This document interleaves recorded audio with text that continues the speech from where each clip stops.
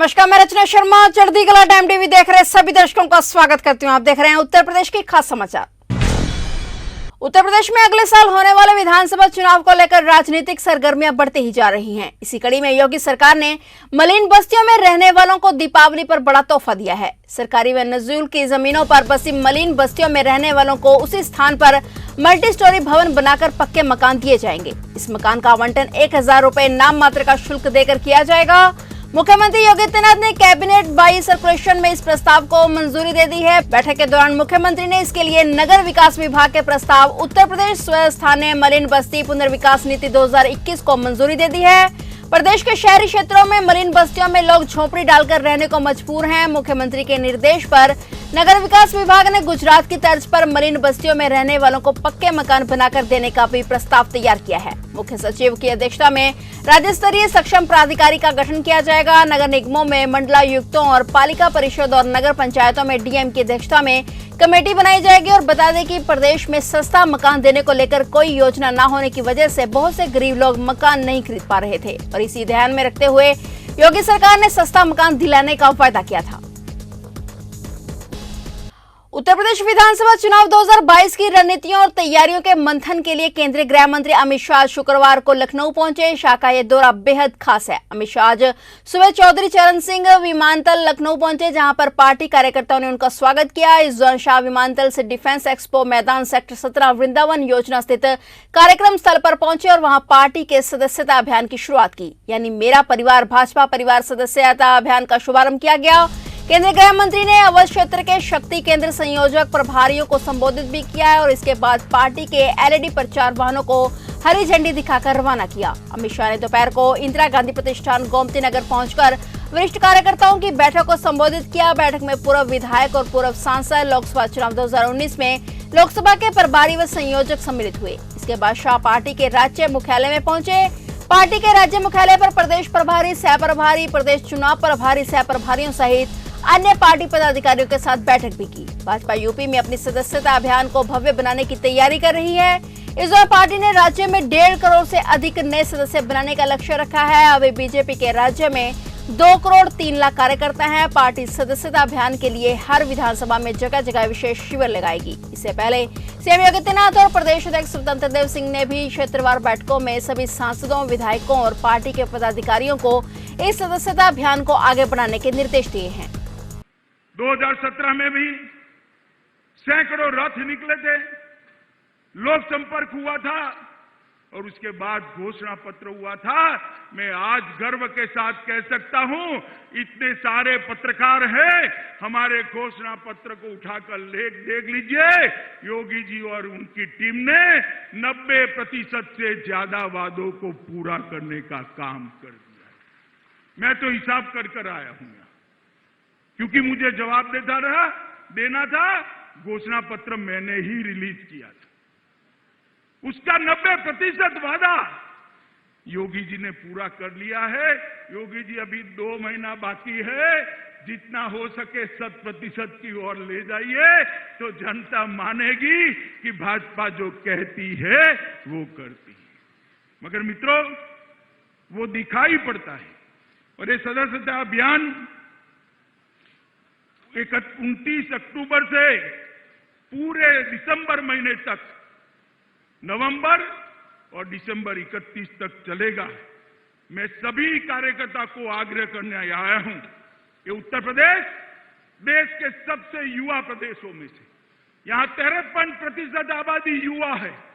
53% युवाओं को पार्टी के साथ जुड़िए, गरीबों को पार्टी के साथ जुड़िए, महिलाओं को पार्टी के साथ जुड़िए, दलित, पिछड़े, गरीब को पार्टी के साथ जोड़ने का काम भारतीय जनता पार्टी का कार्यकर्ता करे। और इसके साथ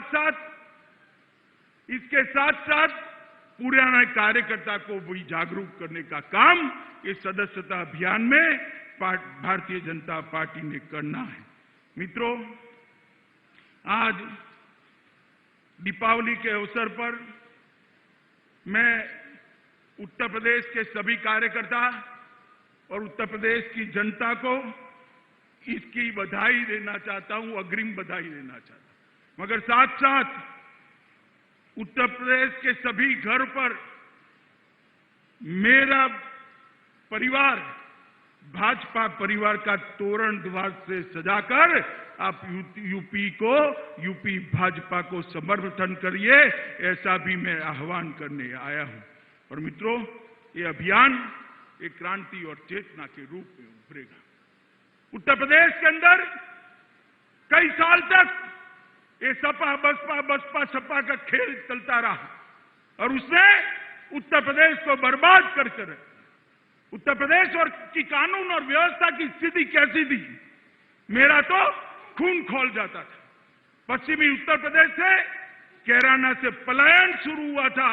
यहां लखनऊ के हुक्मरानों का नींद नहीं उड़ता था। आज मैं कहने आया हूं, उत्तर प्रदेश के अंदर किसी की हिम्मत नहीं है पलायन करने की।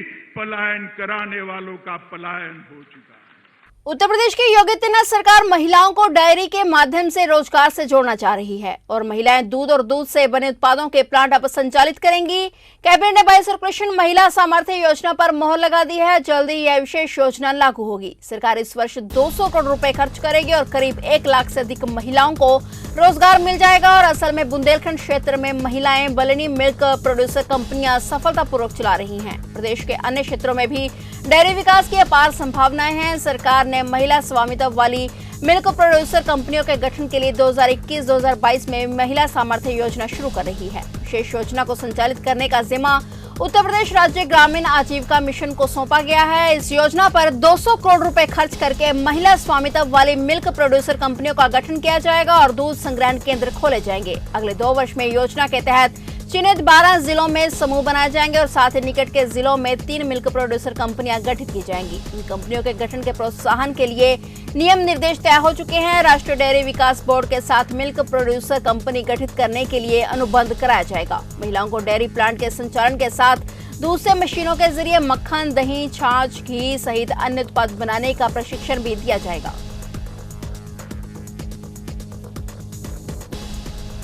पीलीभीत के देवरिया थाना पुलिस और एसओजी को उस समय बड़ी सफलता हासिल हुई जब उन्हें मुखबिर की सूचना पर मालूम हुआ कि कुछ लोग उनके क्षेत्र में चोरी की मोटरसाइकिलों का अवैध कारोबार कर रहे हैं। पुलिस और एसओजी ने मिलकर अपना जाल बिछाया और मुखबिर की सूचना पर चेकिंग के दौरान एक मोटरसाइकिल पर सवार प्रवीण, आशु और विवेक को धर दबोचा और इनकी निशानदेही पर प्रेमचंद को भी पकड़ लिया गया। इन चारों की निशानदेही पर 7 मोटरसाइकिल बरामद हुए हैं। ये लोग उत्तर प्रदेश से लेकर उत्तराखंड तक के क्षेत्र में मोटरसाइकिलों की चोरी को अंजाम दिया करते थे। पुलिस अब इन पर विभिन्न धाराओं में कार्रवाई करते हुए इनको जेल भेजने की तैयारी में जुट गई है।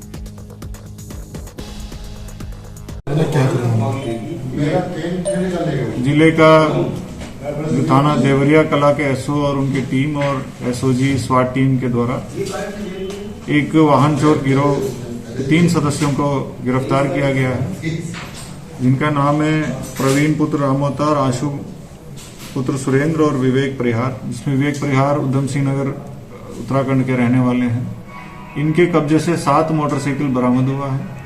7 मोटरसाइकिल की चोरियां जो एफआईआर है पहले से दर्ज है, सबको कनेक्ट कर लिए गए हैं ट्रैक करके।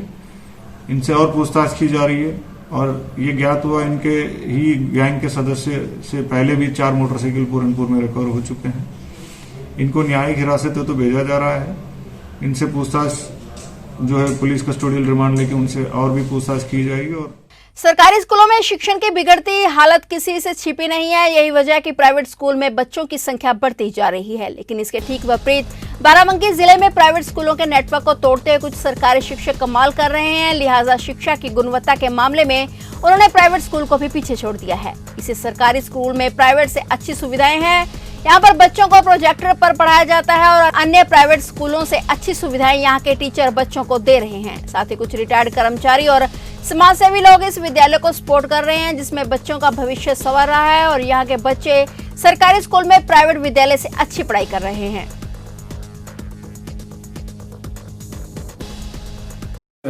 जो हमारे यहाँ टीवी जिन्होंने दिया, उनका बहुत बहुत आभार कि उन्होंने इस गांव के लिए जो है इतना बच्चों के लिए सोचा। और डिजिटल इंडिया की तरफ जो कि हम लोग बढ़ ही रहे हैं, हमारे प्रधानमंत्री जी का जो है सपना भी है कि हम लोग डिजिटल तरीके से पढ़ाई कराएं बच्चों को। और आजकल ई पाठशाला कोरोना पीरियड में ये डिजिटल की तरफ हम लोग काफ़ी आगे बढ़े हैं। ई पाठशाला कंटेंट जो आता था हम लोग बच्चों के व्हाट्सएप पे जो भेजते थे, तो अब कंटेंट्स जो हमारे पास आते हैं, तो हम यूट्यूब में वीडियोज़ आते हैं, तो हम लोग उसके माध्यम से टीवी का हमारे पास प्रोजेक्टर हमारे पास था, एक क्लास स्मार्ट क्लास थी, तो आगे दूसरी क्लास स्मार्ट क्लास बन रही है। तो यूट्यूब के माध्यम से हम बच्चों को जो है विज्ञान की एक अच्छी चीज़ें जो है बच्चों को हम सिखा सकते हैं। ई पाठशाला कंटेंट जो सरकार द्वारा प्रोवाइड किया जाता है, उसमें काफ़ी कुछ जो है वो डिजिटल माध्यम के लिए, उसके माध्यम से पढ़ाई के लिए वो ज़रूरी होता है, वो दिखाना ज़रूरी है। इन बच्चों के लिए गाँव के स्तर पर ये एक समझ लीजिए मील का पत्थर साबित होगा इनकी पढ़ाई में, इनके आगे शैक्षिक उन्नयन में जो है बहुत ही एक तरीके से इनके लाभदायक होगा। तो ये एक अच्छी चीज़ है, अच्छा प्रयास है, और हम ऐसे लोगों को जो है समाज सेवी लोगों से जो है ये आभार व्यक्त करते हैं उनका कि उन्होंने जो है इसको सोचा। साथ ही साथ बच्चों के लिए जो है गिलास और प्लेट भी बच्चों को दे रहे हैं ताकि एक यूनिफॉर्मिटी बनी रहे बच्चों के अंदर खाने में। तो ये सब चीज़ जो है ऐसे लोगों की हमको बहुत आवश्यकता है कि जो है जो जुड़े, और सरकार की भी ये मंशा है कि समाज के संभ्रांत लोग विद्यालय से जुड़े, और प्राथमिक विद्यालयों की जो है उनकी सरकार की जो एक क्रांतिकारी योजना चल रही है, कायाकल्प योजना के माध्यम से सरकारों ने काफ़ी स्कूलों का कायाकल्प किया है, और उसमें सरकार की ये उम्मीद भी है कि जो है आपके जो है समाज के संभ्रांत लोग या NGOs जो हैं वो आएँ और स्कूलों में मदद करें। उसी की एक कड़ी में ये प्राथमिक विद्यालय अटवटमू जो है ये एक अप्रतिम उदाहरण है एक समाज के लोगों के लिए। अब हम YouTube सीधा अपनी लाइव टीवी पर देख सकते हैं, उससे काफ़ी हमारी मदद होगी।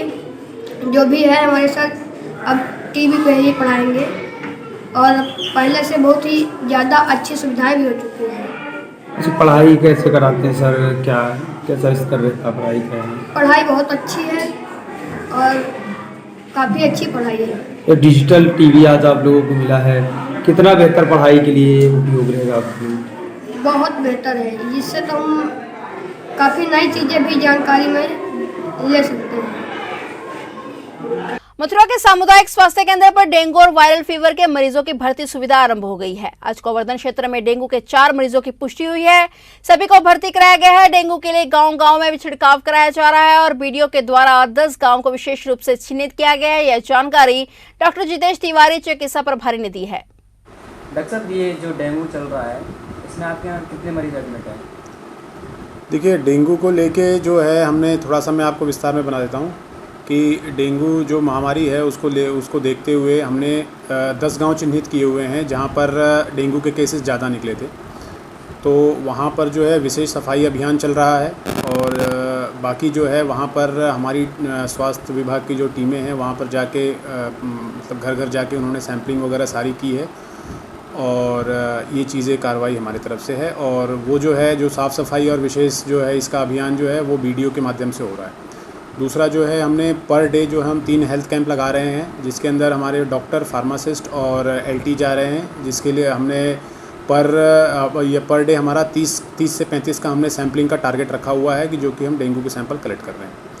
तीसरी चीज़ जो है जो हमारे पास जो मरीज आ रहे हैं CHC पे भी आ रहे हैं, उनका भी सारी जाँच हो रही है। और हम यहाँ पर जिनको हाई ग्रेड फीवर है और या डेंगू पॉजिटिव है, जिनका प्लेटलेट कम है 50,000 से जो ज़्यादा है लेकिन 1.5 लाख से कम है, तो उनको हम यहाँ पर एडमिट करके यहाँ पर हम सारा ट्रीटमेंट हम प्रोवाइड करवा रहे हैं। और CBC प्लेटलेट और सारी सुविधा हमने यहाँ पर चालू करवा दी है।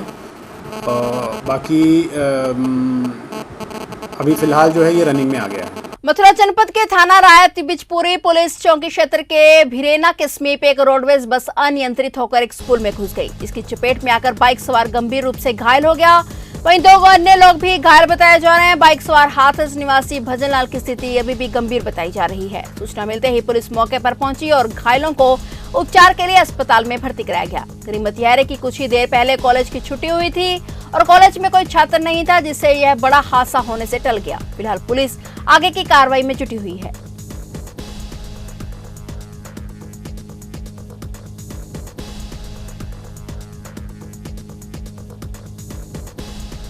भैया, क्या नाम है तुम्हारा? चंद्रपाल शर्मा। अच्छा, कहाँ के निवासी हो? यहीं का हूँ सर, अच्छा, क्या घटना हुई है ये? सर एक बस आ रही थी मथुरा की तरफ से जी, हाथरस के लिए जा रही थी जी। पता नहीं स्पीड इतनी तेज थी इसकी कि एक बाइक को रोनती हुई जी, एक लट्ठा तोड़ा है बिजली का जी। उसके बाद में स्पीड तोड़ा है और विद्यालय आपके सामने है जहाँ आगे घुस गए। 5 मिनट पहले ही बच्चों का लंच जो समाप्त हुआ था, काफी बच्चे बाहर थे कुछ गार्जियंस भी बाहर थे जी। मतलब बहुत बड़ी कैजुअलिटी होने से बची। क्या घायल हुए इसमें? एक घायल हुआ है सर बाइक पर। बाइक वाला ड्राइवर भी घायल हुआ है इसमें? ड्राइवर तो पता ही नहीं चला है, गायब हो गया, वो तो फरार है। बाइक वाले के लिए कहाँ भेज दिया है? मथुरा के लिए रेफर कर दिया सर। प्रदेश सरकार के 4.5 साल के कार्यकाल की उपलब्धियों के मद्देनजर प्रदेश के साथ ही बहराइच में भी विकास दीपोत्सव कार्यक्रम आयोजित किया गया। इस कार्यक्रम के अंतर्गत बहराइच सांसद पूर्व बेसिक शिक्षा मंत्री विधायक ने कार्यक्रम की शुरुआत फीता काटकर व दीप प्रज्वलित कर की। वहीं इस अवसर पर रंगारंग सांस्कृतिक कार्यक्रम बच्चों द्वारा प्रस्तुत किए गए और इस अवसर पर जिले के समस्त अधिकारीगण भी मौजूद रहे।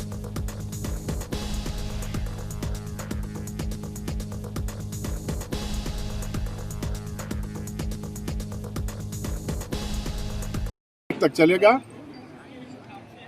आज से लेकर के 3 तारीख तक यहाँ प्रदर्शनी भी लगी है और इसे को से प्रेरणा लेकर के लोग आवें, इसको देखें और सबको जानकारी मिले कि गांव के रहने वाले लोगों के लिए, नगर में रहने वाले लोगों के लिए सरकार की क्या क्या है। फिलहाल उत्तर प्रदेश के खास समाचारों में इतना ही। तब तक के लिए देखते रहिए चढ़ती कला टाइम टीवी और मुझे दीजिए इजाजत। धन्यवाद।